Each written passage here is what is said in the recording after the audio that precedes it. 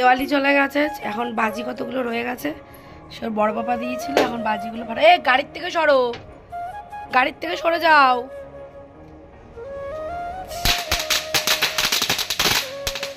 কি বাজি এখন পুরাচ্ছে,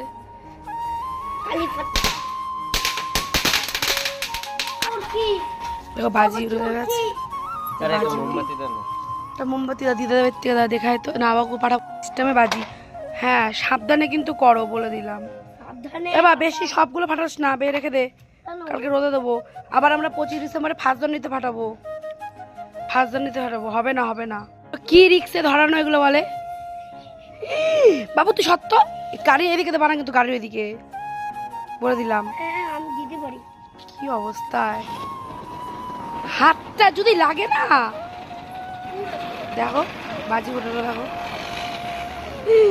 বাবারে বাবা, দেখলি বাবু কেমন ছিটকে গেল, দেখলি আয়ুষ? আমি এবারে বুঝো দেখো, আমি পাড়াবাতি বাতাবো। আর তারপরে দাঁড়িয়ে শরীরকে ধরে নিতে পারে, ধরে নিতে পারে। বাবা আমার ভয় করে। চলো চলো চলো, একটা মেয়ে, এই গাড়ি আসছে, গাড়ি আসছে, সরো না ভিডিওটা। একটা মেয়ে, বাবারে বাবা জি কি সিস্টেম, আমার এমনি ভয় লাগে বাজি।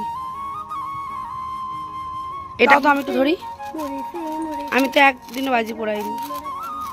ছোটবেলায় এই বাজির জন্য কত মন পুড়তো, মা কিনে দিত বাজি, বাবাও দিত কালী পুজোর রাতে। আর এবছর প্রথম বাজি পোড়াচ্ছি। এত বাজি এবার দিয়েছে জামাইবাবু ওরা সবাই, আমি পুড়াইনি। দেখো এবার তুই ধরবি, নাও ধরো, তুমি ধরো, নাও তুমি পুরাও, নাও সরে যাও।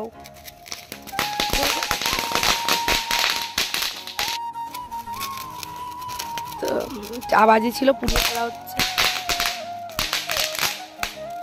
চটপটি। নেবা ধর, তুই ধর বাজি ধর, ওখানে কি ঘুরা, ওইখানে সামনে যা। আরে গাড়ির ওইদিকে না, গাড়ির ওইদিকে যাচ্ছে, এদিকে আয়, এদিকে আয়, আর দরকার নেই, ছেড়ে দে। এই শিখগুলো কিন্তু এক কোনায় অন্য জায়গায় ফেলো। যাক আমার বরের ছোটবেলা, আমার বর আরতি করছে, আরতি কর রে।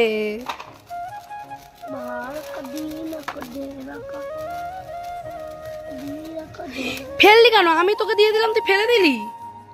মাথা কি পাগল আছে নাকি? ওই ওখানে ফেলছো কেন? এক জায়গায় জড়ো করো, নোংরা চোংরা কিন্তু আমি পছন্দ করি না।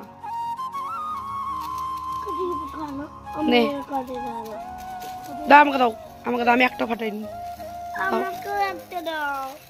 এই রং মশলা, রং মশলা,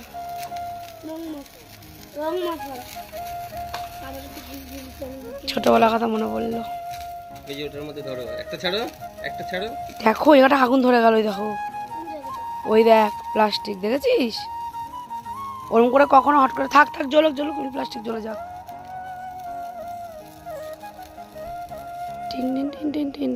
একটা জায়গায় কোথায় ফেল।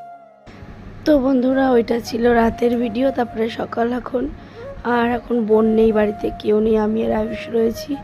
তো আমি বাড়িতে উপর থেকে একটু জ্যান্ত মাছ নিয়েছি, রুই মাছ। তো জ্যান্ত মাছটাকে সবজি দিয়ে ঝোল করব, আর এদিকে করছি ফুলকপি ভাজা, আর করব উচ্চা ভাজা দুপুরের মেনুতে। আর রান্নাটা করছি ঠিকই, কিন্তু অতটা শরীরে জুত নেই, তাও আমাকে করতে হবে, কেন বাড়িতে কেউ নেই, বোন গেছে দিদি বাড়ি। তো এই কারণে আমাকে রান্না করতে হচ্ছে, আর আমাকে তো কেটে কুটে ধুয়ে পাকলে রান্না করতে হবে।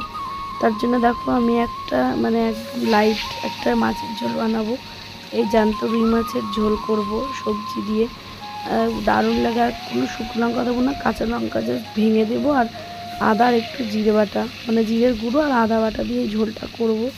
তো তাহলে আয়ুষের জন্য একবারে হয়ে যাবে, কারণ আয়ুষের জন্য আলাদা রান্না করতে হবে না, কম ঝাল দিয়ে। তো এই যে ঝোলটা বানাচ্ছি না মাছের, যদি তোমরা কেউ কোনোদিন খেয়ে না থাকো, তো এরকম রুই মাছ বা কাতলা মাছের, জ্যান্ত মাছের ঝোল যদি করে খাও, এইভাবে একটা দারুণ স্বাদ লাগে।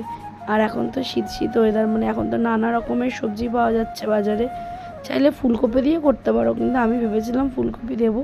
তারপরে ফুলকপিটা আমি ভাজা করলাম, আমাদের বাড়িতে ফুলকপি ভাজাটা সবাই বেশি ভালো খায়, তো তার জন্য ফুলকপি ভাজা করলাম। তো বোন আসবে বিকাল দিকে আসবে, আর আমরা হচ্ছে আর আমাদের বাড়িতে তো অনেক রকমের রান্না চলে, মানে এক দু পদের রান্না তো হয় এখন, আগে অনেক রান্না হতো যখন আমার মা বেঁচে ছিল। তো এখন এর জন্য এক তরকারি ভাত, আর আমার এক তো জুত নেই বলে, আর আয়ুষের পেছনে খুব বকতে লাগে তো জানোই, ও ঘর থেকে বেরিয়ে গেলে ওর পেছনে পেছনে আমাকে দৌড়াতে হয়, দৌড়ে আবার ওকে নিয়ে আসতে হয়। তো আমাদের বাড়ির সামনে একটা কাকি আছে, কাকি আবার আমাকে পরোটা আলুর তরকারি দিয়ে গেছিলো সকালবেলা, সেখান থেকে একটা খেয়েছি, কারণ সকালে কি খাবো। তো তারপরে সেটা খেলাম, খেয়ে রান্নায় বসলাম। আর এখানে উচ্ছে দিয়ে পেঁয়াজ দিয়ে একটু ভাজা ভাজা করলাম। এই উচ্ছে ভাজাটা না, এই পেঁয়াজ দিয়ে উচ্ছে ভাজাটা দারুণ লাগে খেতে। তারপরে দেখো আমার সব রকমের সবজি দিয়ে একটু জিরা ফোড়ন দিয়ে দিয়েছি, দিয়ে একদম পাতলা পাতলা ঝোলটা করেছিলাম। ঝিঙে দিয়েছি এর মধ্যে, কাঁচকলা, পেঁপে, আলু। আমি বেগুন দিইনি, তো বেগুনও দেওয়া যেত কিন্তু আমি দিইনি।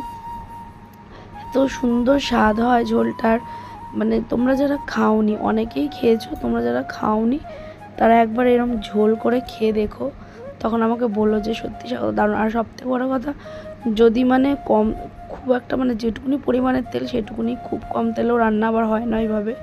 তো দেখো এইসব ঝোল, এইসব খাবারগুলো হচ্ছে কী বলতো, লাইট ওয়েটের খাবার। তো সবসময় রিচ খাবার খেতে খেতে না এরকম লাইট মাছের ঝোল ভাজাটা কিন্তু দারুণ লাগে, মানে দুপুরের পাতে। আর একটু মাছ না হলে তো হয় না। আর বাচ্চা কাচ্চা দেখবা, ওদেরকে একটু মাছ ছাড়া ওদের ভাত খাওয়ানো যায় না।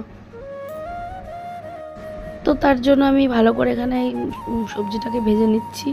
ভেজে নিয়ে তারপরে আমি একটু যে মশলা বলতে আদা জিরা দিয়েছি আর কাঁচা লঙ্কা চিড়ে, এখানে কোনো আমি শুকনো লঙ্কা ইউজ করিনি বন্ধুরা। তো আমি এই ঝোলটা করলাম।